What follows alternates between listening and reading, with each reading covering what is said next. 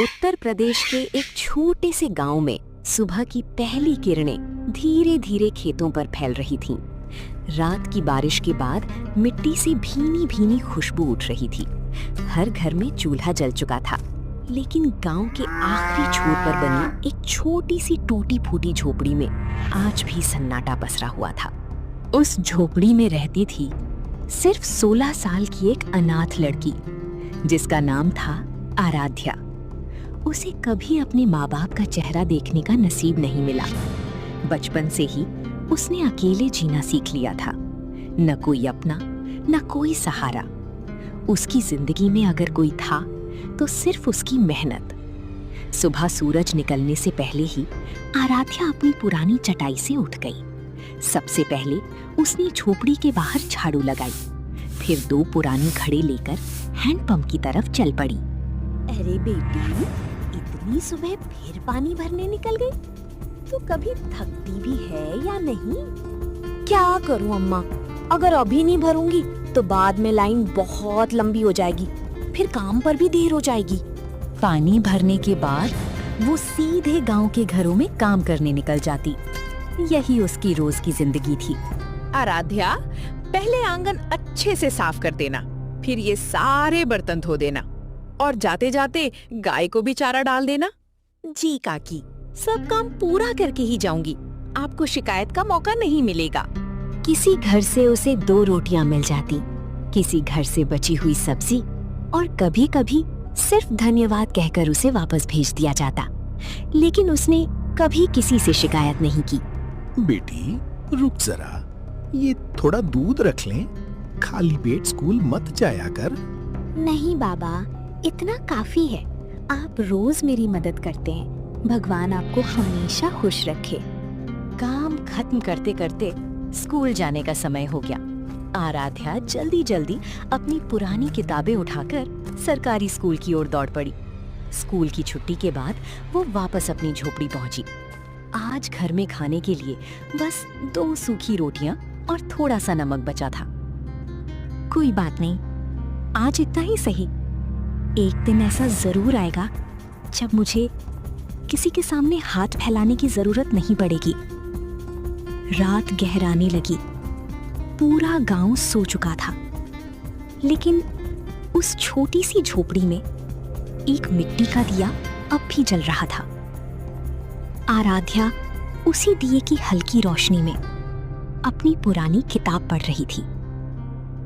उसे बिल्कुल भी अंदाजा नहीं था कि अगली सुबह उसकी जिंदगी बदलने की पहली सीढ़ी उसके सामने आने वाली थी।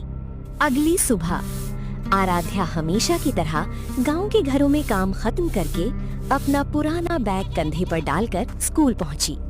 लेकिन आज स्कूल में कुछ अलग ही माहौल था। सभी बच्चों को कक्षा में नहीं, बल्कि स्कूल की बड़ी मैदान में बिठाया गया था। प्रधानाध्यापक बार बार इधर उधर देख रहे थे, मानो किसी खास मेहमान का इंतजार हो। बच्चों, आज हमारे स्कूल में बड़े अधिकारी आने वाले हैं। कोई घबराएगा नहीं, बस जैसे रोज रहते हो वैसे ही रहना। कुछ देर बाद एक सरकारी अधिकारी स्कूल पहुंचे। उन्होंने किसी कुर्सी पर बैठने की बजाय सीधे बच्चों के बीच जाकर खड़े होना पसंद किया। बच्चों, पढ़ाई सिर्फ किताबें याद करने का नाम नहीं है। मैं जानना चाहता हूँ तुम्हारे दिल में कौन सा सपना पल रहा है। जो सबसे पहले बताना चाहे वो बिना डरे खड़ा हो जाए। कई बच्चे मुस्कुरा रहे थे, कुछ एक दूसरे को देख रहे थे, लेकिन कोई खड़ा नहीं हुआ। तभी आराध्या धीरे से अपनी जगह से उठी। शाबाश बेटी, डरना मत, आराम से बताओ तुम्हारा नाम क्या है और जिंदगी में क्या बनना चाहती हो। मेरा नाम आराध्या है साहब। मैं इतना बड़ा इंसान बनना चाहती हूँ कि किसी गरीब को अपनी मजबूरी साबित करने के लिए किसी के सामने हाथ ना जोड़ना पड़े। अगर भगवान ने चाहा तो मैं अफसर बनूंगी। उसकी आवाज में ना घमंड था, ना दिखावा, सिर्फ एक सच्चा सपना था, जिसने वहां खड़े हर इंसान को कुछ पल के लिए सोचने पर मजबूर कर दिया। बेटी, सपने देखना आसान होता है, लेकिन उन्हें पूरा करने के लिए बहुत बड़ी कीमत चुकानी करती है। क्या तुम तैयार हो? अगर मेहनत ही कीमत है तो मैं देने को तैयार हूँ साहब, क्योंकि मेरे पास खोने के लिए पहले से ही कुछ नहीं है। अधिकारी मुस्कुराए और बिना कुछ कहे आगे बढ़ गए। लेकिन स्कूल के एक शिक्षक अब भी वहीं खड़े आराध्या को देख रहे थे। आराध्या, एक बात पूछूं? बुरा तो नहीं मानोगी? मैं कई महीनों से तुम्हें देख रहा हूं। तुम हर दिन सबसे पहले स्कूल आती हो, सबसे आखिर में जाती हो। इतनी मेहनत आखिर किसके लिए करती हो? सर, मेरे अपने तो कोई है नहीं। अगर जिंदगी बदलनी है तो पढ़ाई ही एक रास्ता है। इसलिए जितना समय मिलता है उतना पढ़ लेती हूँ, बस यही सोचकर। और घर? कोई खर्च चलाने वाला, कोई रिश्तेदार, कोई मदद करने वाला? सच सच बताना बेटी। सर, सुबह गांव में काम करती हूँ, तभी 2 वक्त का खाना मिल जाता है। रात को दिए की रोशनी में पढ़ती हूँ। कभी तेल खत्म हो जाए तो जल्दी सो जाती हूँ। अगले दिन फिर वही जिंदगी शुरू हो जाती है। विवेक सर कुछ पल चुप रहे और फिर बोले, आज से तुम पुरानी कॉपियों के पीछे नहीं लिखोगी। ये किताबें, ये कॉपियां, और जब तक मैं स्कूल में हूं तुम्हारी पढ़ाई कभी नहीं रुकेगी। सर, मैं गरीब जरूर हूँ, लेकिन वादा कभी नहीं तोड़ती। आप जो कहेंगे मैं पूरी कोशिश करूंगी। बस इतना याद रखना, मुश्किलें जितनी भी बड़ी हों, हिम्मत उससे बड़ी रखनी चाहिए। एक दिन यही गांव तुम पर गर्व करेगा। उस दिन आराध्या खुशी खुशी स्कूल से घर आई। झोपड़ी पहुंचते ही उसने घड़े से पानी पिया, चूल्हे पर बची हुई रोटी गर्म की और खाना खाकर अपनी किताब लेकर बैठ गई। बाहर हल्की हवा चल रही थी और अंदर मिट्टी के दिए की लौ टिमटिमा रही थी। बस थोड़ा और पढ़ लूं, अगले महीने परीक्षा है। अगर इस बार अच्छे नंबर आ गए तो शायद आगे पढ़ने का कोई रास्ता भी मिल जाए। भगवान, बस मेरी पढ़ाई मत रुकने देना। तभी झोपड़ी के बाहर किसी ने जोर से आवाज लगाई। अरे ओ लड़की, बाहर निकल, 2 मिनट की बात है। छिपकर बैठने से कोई फायदा नहीं होगा। आराध्या घबरा गई। उसने किताब बंद की और धीरे धीरे बाहर आई। सामने महेंद्र सिंह अपने 2 आदमियों के साथ खड़ा था। राम राम मालिक, आपने बुलाया था? कोई काम था क्या? अगर मुझसे कोई गलती हुई है तो बता दीजिए। गलती तेरी नहीं, लेकिन अब मुझे ये झोपड़ी यहाँ नहीं चाहिए। जिस जमीन पर तू रह रही है वो मेरी है, इसलिए जितनी जल्दी हो सके ये जगह खाली कर दे। मालिक, मैं बचपन से यहीं रह रही हूँ। मेरे पास दूसरी कोई जगह नहीं है। अगर आप मुझे यहाँ से निकाल देंगे तो मैं कहाँ जाऊंगी? देख लड़की, मुझे अपनी जमीन चाहिए। मैं तुझे 3 दिन का समय देता हूँ, उसके बाद मैं खुद आऊंगा, फिर मुझे कुछ भी सुनाई नहीं देगा। महेंद्र सिंह बिना उसकी बात सुने वहां से चला गया। आराध्या देर तक उसी तरफ देखती रही। उसे समझ ही नहीं आ रहा था कि अचानक उसके साथ ये सब क्यों हो रहा है। रात हो गई। किताब सामने खुली थी, लेकिन उसकी नजरें बार बार झोपड़ी की दीवारों पर चली जाती थीं। उसे लग रहा था जैसे ये छोटी सी छत भी उससे बिछड़ने वाली है। अगर ये झोपड़ी चली गई तो मैं अपनी किताबें कहाँ रखूंगी? पढ़ाई कहाँ करूंगी? क्या सच में गरीब लोगों के सपने इतने छोटे होते हैं कि कोई भी आकर उन्हें तोड़ दे? अगले दिन वो हमेशा की तरह स्कूल तो पहुंची, लेकिन आज ना उसने किसी दोस्त से बात की। विवेक सर ने दूर से ही उसकी उदासी पहचान ली। वो धीरे धीरे उसके पास आई। क्या हुआ बेटी? कल तक तुम्हारी आंखों में उम्मीद दिखाई देती थी, लेकिन आज उनमें डर है। आराध्या ने सिर उठाकर विवेक सर की तरफ देखा। उसकी आंखें भर आई थीं। उसने धीरे से सारी बात बतानी शुरू की। उसे क्या पता था कि महेंद्र सिंह की ये धमकी उसकी जिंदगी की सबसे बड़ी लड़ाई की शुरुआत बनने वाली थी। आराध्या ने विवेक सर को पूरी बात बता दी। महेंद्र सिंह की धमकी सुनकर विवेक सर कुछ देर तक शांत बैठे रहे। उनके चेहरे से साफ पता चल रहा था कि मामला जितना दिख रहा है उससे कहीं ज्यादा गंभीर है। बेटी, सबसे पहले एक बात अपने मन से निकाल दो जब तक मैं हूं तुम्हारी पढ़ाई नहीं रुकेगी। रही बात झोपड़ी की, तो पहले पूरी सच्चाई पता करेंगे। बिना जाने कोई फैसला नहीं होगा।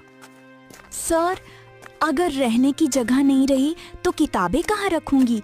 मैं बस इतना चाहती हूँ कि किसी तरह अपनी पढ़ाई पूरी कर लूँ। उस दिन स्कूल की छुट्टी के बाद विवेक सर सीधे महेंद्र सिंह के घर पहुंच गए। महेंद्र सिंह आंगन में चारपाई पर बैठा हुक्का पी रहा था। उसने विवेक सर को देखा तो हल्की मुस्कान के साथ उठकर बैठ गया। आइए मास्टर साहब, आज हमारे घर कैसे आना हुआ? लगता है उस लड़की ने आपको भी मेरे खिलाफ भेज दिया है। मैं किसी के खिलाफ नहीं आया हूँ, बस इतना पूछने आया हूँ कि एक अनाथ लड़की से उसकी झोपड़ी क्यों छीनना चाहते हैं? अगर उससे कोई गलती हुई है तो बताइए, लेकिन उसकी छत मत छीनिए। मास्टर साहब, गांव भावनाओं से नहीं चलता। जमीन मेरी है और फैसला भी मेरा होगा। आज वो लड़की है, कल कोई और आ जाएगा। अगर हर किसी पर दया करने लगूं तो अपना घर कैसे चलाऊं? जमीन आपकी हो सकती है, लेकिन इंसानियत भी कोई चीज होती है।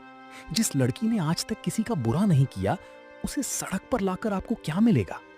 महेंद्र सिंह ने हुक्का नीचे रखा और मुस्कुराते हुए विवेक सर की तरफ देखा। मास्टर साहब, आप पढ़ाने का काम कीजिए, गांव के फैसले मुझे करने दीजिए। 3 दिन बाद वो झोपड़ी वहां नहीं होनी चाहिए। अब इस बात पर और चर्चा मत कीजिए। विवेक सर समझ गए कि महेंद्र सिंह बातों से मानने वाला नहीं है। वो बिना कुछ बोले वहां से लौट आए। उधर झोपड़ी में बैठी आराध्या बार बार रास्ते की ओर देख रही थी। जैसे ही विवेक सर आए, वो तुरंत उनके पास पहुंच गई। सर, आपने उनसे बात की? क्या वो मान गए?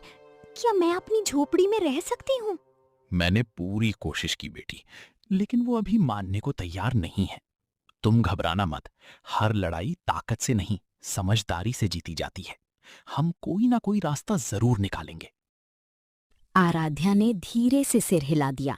उसके चेहरे पर चिंता अभी भी थी, लेकिन विवेक सर की बातों ने उसके टूटते हुए हौसले को फिर संभाल लिया। उसी रात महेंद्र सिंह अपने आदमियों के साथ बैठा कुछ कागज देख रहा था। फिर उसने धीमी आवाज में कहा, अब मास्टर भी बीच में आ गया है। इसका मतलब काम जल्दी करना पड़ेगा। 3 दिन का इंतजार नहीं, कल ही ऐसी चाल चलेंगे कि ना झोपड़ी बचेगी और ना कोई हमारा कुछ बिगाड़ पाएगा। आराध्या को इस नई साजिश की कोई खबर नहीं थी। वो तो दिए की रोशनी में अपनी किताब खोले बैठी थी, लेकिन किस्मत उसकी परीक्षा यहीं खत्म करने वाली नहीं थी। देखो, काम जल्दी होना चाहिए। लड़की और मास्टर दोनों ज्यादा सवाल पूछने लगे हैं। अगर देर हुई तो मुश्किल बढ़ जाएगी। मुझे ऐसा रास्ता चाहिए कि बाद में कोई कुछ भी ना कर पाए। मालिक, गांव में लोग वैसे भी आपकी बात के खिलाफ नहीं जाते, लेकिन वो मास्टर आदमी थोड़ा अलग है। वो बीच में आ गया तो बात तहसील तक पहुंच सकती है। मास्टर पढ़ाने के लिए अच्छा है, लेकिन गांव चलाने के लिए नहीं। कुछ दिन में उसे भी समझ आ जाएगा कि ताकत किसके पास है। आज भी वही चिंता। देखो बेटी, डर इंसान को कमजोर कर देता है। अगर तुम अभी से हार मान लोगी तो लोग यही समझेंगे कि गरीबों के सपने सच नहीं होते। सर, मैं हारना नहीं चाहती। मैं बस ये सोचती हूँ कि अगर मेरे माता पिता होते तो शायद मुझे ये सब अकेले नहीं झेलना पड़ता। कभी कभी लगता है कि भगवान ने मेरे हिस्से की हर परीक्षा एक साथ लिख दी है। नहीं बेटी, भगवान कभी किसी को बेवजह नहीं परखता। हो सकता है आज जो तकलीफ तुम्हें मिल रही है, वही कल तुम्हारी सबसे बड़ी ताकत बन जाए। आराध्या चुपचाप उनकी बात सुनती रही। उसके चेहरे पर हल्की सी मुस्कान लौट आई। सर, अगर सच में एक दिन मैं अफसर बन गई तो मैं सबसे पहले ऐसे लोगों की मदद करूंगी जिनके पास कोई सहारा नहीं होता, क्योंकि अकेले लड़ना कितना मुश्किल होता है ये मैं अच्छी तरह जानती हूँ। और मुझे पूरा भरोसा है कि तुम वो दिन जरूर देखोगी। लेकिन अभी हमें एक और लड़ाई लड़नी है। आज स्कूल के बाद हम तहसील चलेंगे और जमीन के कागजों की पूरी सच्चाई पता करेंगे। स्कूल की छुट्टी के बाद दोनों तहसील पहुंचे। आप जिस जमीन के बारे में पूछ रहे हैं, उसके कुछ कागज हाल ही में जमा हुए हैं, लेकिन बात थोड़ी अजीब लग रही है। इतने पुराने मामले में अचानक कार्रवाई क्यों हो रही है, ये समझ नहीं आ रहा। क्या हम कागज देख सकते हैं? हमें शक है कि कहीं कुछ गड़बड़ तो नहीं हुई। सीधे तो नहीं दिखा सकता, लेकिन इतना जरूर कहूंगा कि मामला साधारण नहीं है। अगर कोई शिकायत करनी है तो जल्दी कीजिए। तहसील से लौटते समय विवेक सर काफी सोच में थे। उन्हें लग रहा था कि कहीं ना कहीं कोई चाल जरूर चली गई है। शाम को जब आराध्या अपनी झोपड़ी पहुंची तो उसने देखा कि कुछ गांव वाले दूर खड़े होकर उसकी झोपड़ी की तरफ देख रहे हैं। सुना है जमींदार झोपड़ी हटवाने वाला है। हाँ, लेकिन लड़की बड़ी हिम्मत वाली है। इतने दुख झेलने के बाद भी पढ़ाई नहीं छोड़ी। भगवान करे उसका सपना पूरा हो जाए। गरीब की दुआ देर से सही लेकिन असर जरूर करती है। उधर रात के अंधेरे में महेंद्र सिंह अपने आदमियों के साथ बैठा था। मुझे खबर मिली है कि मास्टर तहसील तक पहुंच गया। इसका मतलब है कि अब खेल जल्दी खत्म करना होगा। कल सुबह ऐसा कदम उठाऊंगा कि लड़की के पास कोई रास्ता ही नहीं बचेगा। लेकिन मालिक, अगर बात खुल गई तो? जिसके पास ताकत होती है उसके खिलाफ कौन जाता है? तुम बस देखते जाओ। तहसील के बाहर खड़ा महेंद्र सिंह का आदमी खिड़की के पास आकर चुपचाप सब सुनने की कोशिश कर रहा था। उसे अंदाजा हो गया था कि अंदर कोई ऐसी बात चल रही है जो महेंद्र सिंह के लिए मुसीबत बन सकती है। दूसरी तरफ कमरे के अंदर आराध्या, विवेक सर और बूढ़े रिकॉर्ड अधिकारी आमने सामने बैठे थे। मेज पर पुराने रजिस्टर, नक्शे और सरकारी फाइलें खुली हुई थीं। बाबा, मैं आज तक यही समझती रही कि मेरी झोपड़ी की जमीन महेंद्र सिंह की है। अगर ये सच नहीं है तो आखिर इतने सालों तक किसी ने कुछ कहा क्यों नहीं? बेटी, सच हमेशा सबको दिखाई नहीं देता। कई बार सच कागजों में दबा रह जाता है और झूठ गांव भर में घूमता रहता है। जब मैं नौकरी में था तब ये फाइल मेरे पास आई थी। उस समय मुझे कुछ गड़बड़ लगी थी। तो क्या किसी ने जानबूझकर रिकॉर्ड बदल दिए थे? क्या ऐसा भी हो सकता है कि एक गरीब इंसान का हक सिर्फ कागज बदलकर छीन लिया जाए? हो सकता है बेटी, और कई बार ऐसा हुआ भी है। इसलिए मैं बिना पूरे सबूत के कुछ नहीं कहूंगा। बाबा, एक बात बताइए, अगर ये रिकॉर्ड इतने महत्वपूर्ण हैं, तो इन्हें सरकारी दफ्तर में क्यों नहीं रखा गया? आपके पास कैसे रह गए? जब दफ्तर की पुरानी फाइलें बदली जा रही थीं, तब कई रिकॉर्ड कबाड़ समझकर अलग रख दिए गए। मैं जानता था कि इनमें कुछ महत्वपूर्ण दस्तावेज हैं, इसलिए उन्हें फेंकने की बजाय अपने पास रख लिया। भगवान का शुक्र है आपने ऐसा किया। अगर ये फाइल भी गायब हो जाती तो शायद आराध्या कभी अपना हक साबित नहीं कर पाती। सर, क्या अब सच में उम्मीद है? क्या मैं अपनी झोपड़ी बचा सकती हूँ? क्या इतनी सालों बाद मुझे न्याय मिल सकता है? उम्मीद है बेटी, लेकिन अभी जीत नहीं मिली है। अभी हमें बहुत संभल कर चलना होगा। सच हमारे पास है, लेकिन उसे साबित भी करना होगा। अब हमें अगला कदम सोचकर उठाना होगा। अगर महेंद्र सिंह को जरा भी पता चल गया कि ये फाइल हमारे पास है, तो वो इसे गायब करने की पूरी कोशिश करेगा। उसी समय तहसील की खिड़की के बाहर खड़ा महेंद्र सिंह का आदमी सारी बातें सुन चुका था। उसने धीरे से वहां से कदम पीछे खींचे और बिना आवाज किए दौड़ पड़ा। अगर मालिक को ये बात अभी नहीं बताई तो बहुत देर हो जाएगी। मास्टर ने खेल पलट दिया है। कुछ ही मिनटों बाद महेंद्र सिंह का आदमी हवेली पहुंच गया। उसके चेहरे पर घबराहट साफ दिखाई दे रही थी। क्या हुआ? ऐसे क्यों भागे चले आ रहे हो? पहले सांस ले, फिर बता क्या देखा। मालिक, मामला हाथ से निकल रहा है। मास्टर जी उस बूढ़े रिकॉर्ड वाले आदमी से मिल चुके हैं। दोनों के पास पुराने सरकारी कागज हैं। वो लड़की भी वही थी। लगता है उन्हें सब समझ में आ गया है। मैंने पहले ही कहा था, उस मास्टर को हल्के में मत लो। वो सीधा आदमी जरूर है, लेकिन बेवकूफ नहीं।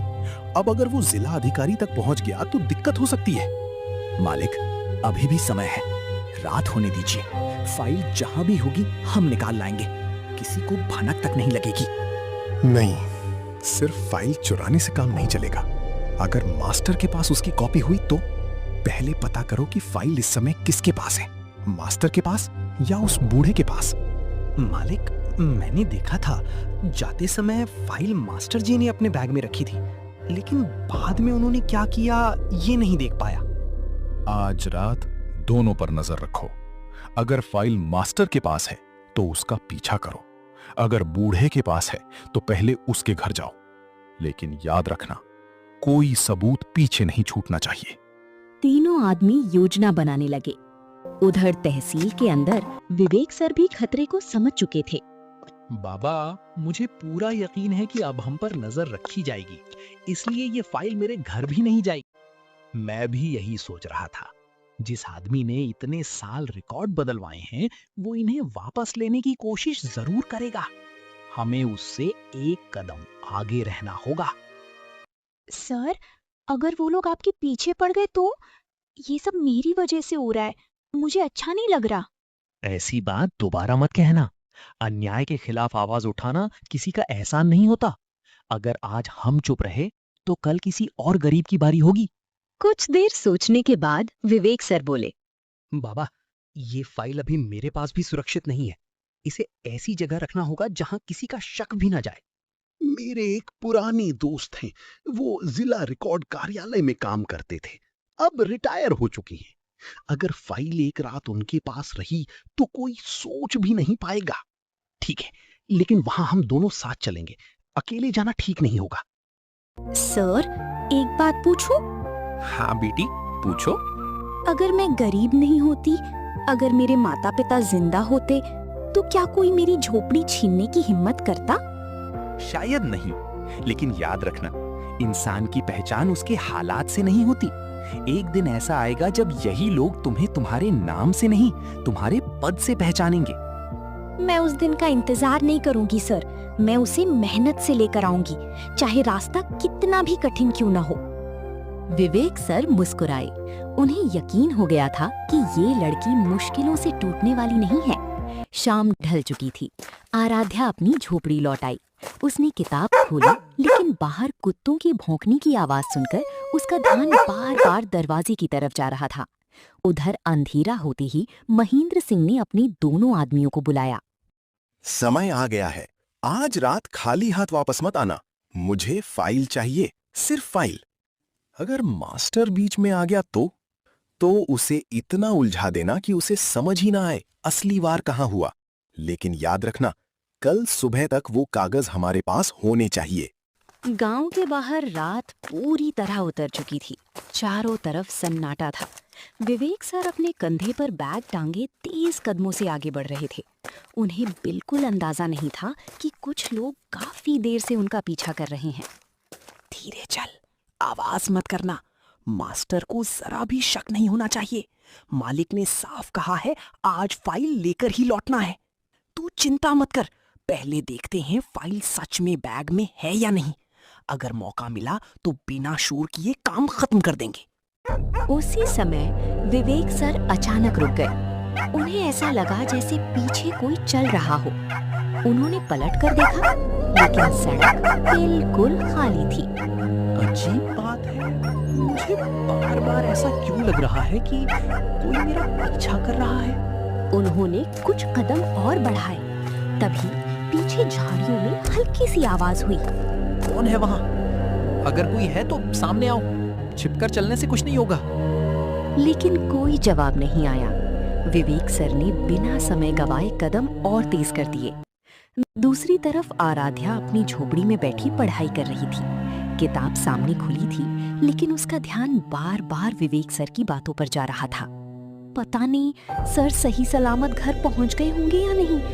भगवान, उनकी रक्षा करना। अगर उन्हें कुछ हो गया तो मैं खुद को कभी माफ नहीं कर पाऊंगी। तभी बाहर किसी ने धीरे से झोपड़ी का दरवाजा खटखटाया। इतनी रात को कौन हो सकता है? उसने धीरे से दरवाजा खोला।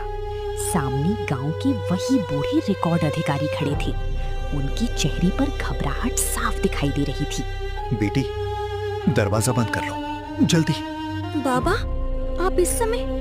सब ठीक तो है? समय बहुत कम है। मुझे लगता है महेंद्र सिंह को सब पता चल गया है। उसके आदमी फाइल के पीछे पड़ चुके हैं। मैं सीधा तुम्हारे पास इसीलिए आया हूँ, क्योंकि मुझे डर है कि वो लोग मेरे घर भी पहुँच सकते हैं। लेकिन बाबा, फाइल तो विवेक सर के पास थी ना? नहीं बेटी, रास्ते में मिलने से पहले ही हमने फैसला बदल दिया था। फाइल अब मेरे पास है, लेकिन ज्यादा देर तक नहीं रह सकती। इतना कहकर उन्होंने पुरानी फाइल निकाली। इसे संभाल कर रखो। अगर मेरे साथ कुछ भी हो जाए तो ये फाइल सीधे विवेक सर को दे देना। याद रखना, यही तुम्हारी सबसे बड़ी ताकत है। नहीं बाबा, मैं ये जिम्मेदारी कैसे संभालूंगी? अगर किसी को पता चल गया तो? डरना मत बेटी, कई बार भगवान सबसे बड़ी जिम्मेदारी उसी इंसान को देते हैं जिसके इरादे सबसे मजबूत होते हैं। उधर गांव के बाहर महेंद्र सिंह के आदमी आखिरकार विवेक सर के सामने आ गए। रुक जाओ मास्टर, बहुत जल्दी में लग रहे हो। बैग हमें दे दो और चुपचाप अपने घर चले जाओ। कौन हो तुम लोग?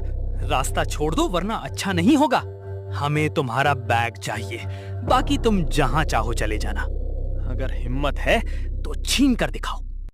दोनों आदमियों ने बैग तो छीन लिया, पर उसमें फाइल नहीं थी, क्योंकि फाइल तो आराध्या के घर पर थी। पिछले कई दिनों से हर रोज कोई ना कोई नई परेशानी खड़ी हो रही थी। कभी महेंद्र सिंह के आदमी झोपड़ी तक पहुंच जाते, कभी रिकॉर्ड गायब करने की कोशिश होती। विवेक सर समझ चुके थे कि अब गांव में बैठकर इस लड़ाई को नहीं जीता जा सकता। अब बहुत हो गया। रोज रोज की धमकियां, झूठ और दबाव, इसका एक ही रास्ता है। अब ये मामला गांव का नहीं रहा, अब सीधे जिला अधिकारी के पास जाएंगे। सर, क्या वो हमारी बात सुनेंगे? हम जैसे गरीब लोगों की फाइल तो शायद उनके पास पहुंचती भी नहीं होगी। अगर सच के साथ सबूत हो तो बड़े से बड़ा अधिकारी भी सुनता है। और इस बार हमारे पास सिर्फ बात नहीं, पूरे रिकॉर्ड है। मास्टर जी बिल्कुल सही कह रहे हैं। अब देर करना ठीक नहीं होगा। जितनी जल्दी ये फाइल जिलाधिकारी तक पहुंचेगी उतना ही अच्छा रहेगा। अगली सुबह विवेक सर, आराध्या और बूढ़े रिकॉर्ड अधिकारी जिला मुख्यालय पहुंचे। कई घंटों के इंतजार के बाद उन्हें जिला अधिकारी से मिलने का मौका मिला। जी बताइए, आप लोग किस सिलसिले में आए हैं? सर, ये सिर्फ एक झोपड़ी का मामला नहीं है। एक अनाथ लड़की से उसका हक छीना जा रहा है। हमारे पास पुराने सरकारी रिकॉर्ड हैं जिनसे साफ पता चलता है कि जमीन के कागजों में बड़ी गड़बड़ी हुई है। क्या आपके पास उन बातों के समर्थन में कोई दस्तावेज हैं? जी सर, यही वो मूल रिकॉर्ड हैं। इन्हें एक पूर्व रिकॉर्ड अधिकारी ने वर्षों तक संभाल कर रखा। अगर इनकी जांच हो जाए तो पूरा सच सामने आ जाएगा। सर, मैंने अपनी नौकरी के दौरान ये गड़बड़ी देखी थी। उस समय मेरी बात नहीं सुनी गई, लेकिन अब मैं शपथ लेकर कह सकता हूँ कि रिकॉर्ड बदले गए हैं। जिला अधिकारी ने पूरी फाइल ध्यान से देखी। उन्होंने तुरंत अपने कर्मचारियों को बुलाया। इस मामले की तुरंत जांच शुरू की जाए। तहसील के सारे पुराने और नए रिकॉर्ड्स मंगवाइए। अगर किसी ने सरकारी दस्तावेजों में हेराफेरी की है तो उसके खिलाफ सख्त कार्रवाई होगी। 2 दिन तक लगातार जांच चलती रही। पुराने रजिस्टर, नक्शे और सरकारी रिकॉर्ड एक-एक करके मिलाए गए। सर, जांच पूरी हो गई है। पुराने रिकॉर्ड और नए रिकॉर्ड में साफ अंतर है। कई दस्तावेजों पर फर्जी हस्ताक्षर किए गए हैं। जमीन का नाम गलत तरीके से बदलवाया गया था। मतलब शिकायत सही थी? जी सर, सारे सबूत महेंद्र सिंह के खिलाफ जा रहे हैं। ये खबर पूरे गांव में आग की तरह फैल गई। जो लोग पहले डर के मारे चुप रहते थे, अब एक-एक करके सामने आने लगे। साहब, हमने भी कई बार देखा था कि महेंद्र सिंह लोगों को धमकाकर कागजों पर अंगूठा लगवाता था, लेकिन डर के कारण कभी बोल नहीं पाए। मैं गवाही दूंगा साहब, आराध्या की झोपड़ी वर्षों से वहीं है। उसने कभी किसी की जमीन पर कब्जा नहीं किया। अब डरने का कोई मतलब नहीं। अगर आज भी चुप रहे तो कल किसी और गरीब के साथ यही होगा। इतनी गवाहियां मिलने के बाद जिला अधिकारी ने तुरंत पुलिस को आदेश दिया। महेंद्र सिंह को तुरंत गिरफ्तार किया जाए। सरकारी रिकॉर्ड में हेराफेरी, धोखाधड़ी और जमीन कब्जाने के मामले में कानूनी कार्रवाई शुरू की जाए। कुछ ही देर बाद पुलिस गांव पहुंची। महेंद्र सिंह, आपको सरकारी दस्तावेजों में फर्जीवाड़ा और अवैध कब्जे के आरोप में गिरफ्तार किया जाता है। ये सब झूठ है, मुझे फंसाया जा रहा है। ये बात अदालत में कहिएगा। फिलहाल हमारे साथ चलिए। जांच पूरी होने के बाद जिला अधिकारी ने आदेश जारी किया कि आराध्या की झोपड़ी और पूरी जमीन उसी के नाम वापस की जाए। आराध्या, तुम्हारे साथ अन्याय हुआ था। सरकार तुम्हारा अधिकार तुम्हें वापस दे रही है। अब इस जमीन पर किसी और का दावा नहीं होगा। सर, आपने मुझे मेरा घर वापस दिलाया। इसके लिए मैं हमेशा आपकी आभारी रहूंगी। लेकिन मेरी सबसे बड़ी जीत अभी बाकी है। और वो क्या? IAS बनना। जिस दिन मैं अपनी दम पर इस कुर्सी तक पहुंचूंगी, उस दिन मुझे लगेगा कि मैंने सच में अपनी जिंदगी की लड़ाई जीत ली है। जिला अधिकारी मुस्कुराए। उन्हें पहली बार महसूस हुआ कि ये साधारण लड़की नहीं है। आराध्या, अब तो तुम्हें अपना घर भी वापस मिल गया, जमीन भी मिल गई। अब थोड़ा आराम भी कर लिया करो। सर, अगर मैं अभी रुक गई तो मेरा सपना भी यहीं रुक जाएगा। आपने ही तो कहा था कि मंजिल मिलने तक सफर नहीं रुकता। मेरी मंजिल अभी बहुत दूर है। यही बात तुम्हें सबसे अलग बनाती है। बहुत लोग मुश्किल खत्म होते ही मेहनत छोड़ देते हैं, लेकिन तुमने जीत के बाद भी मेहनत बढ़ा दी है। बस सुबह काम करती, दिन में पढ़ाई करती और रात देर तक लालटेन की रोशनी में किताबें पढ़ती रहती। कुछ साल बीत गए। अब यूपीएससी परीक्षा का परिणाम आने वाला था। पूरा गांव उत्सुक था, लेकिन सबसे ज्यादा धड़कन आराध्या के दिल की बढ़ी हुई थी। हे भगवान, मैंने अपनी तरफ से पूरी मेहनत की है। अब जो भी फैसला हो उसे स्वीकार करने की ताकत देना। तभी विवेक सर हाथ में मोबाइल लिए दौड़ते हुए आए। आराध्या के हाथ कांप रहे थे। उसने मोबाइल अपने हाथ में लिया। उसकी नजर धीरे धीरे स्क्रीन पर गई और अगले ही पल उसकी आंखों से खुशी के आंसू बहने लगे। सर, मेरा चयन हो गया। मैं आईएएस बन गई। विवेक सर की आंखें भी नम हो गईं। मुझे पता था एक दिन यही होगा। आज मेरी नहीं, तुम्हारी मेहनत जीत गई बेटी। कुछ ही देर में ये खबर पूरे गांव में फैल गई। हर कोई आराध्या को बधाई देने पहुंच गया। आईएएस बनने के बाद आराध्या ने अपने गांव को कभी नहीं भुलाया।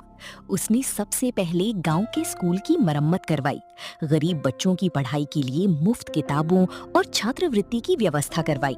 उसने गांव की इस तरह आराध्या ने अपनी सूझबूझ और अकल से अपने गांव का विकास किया।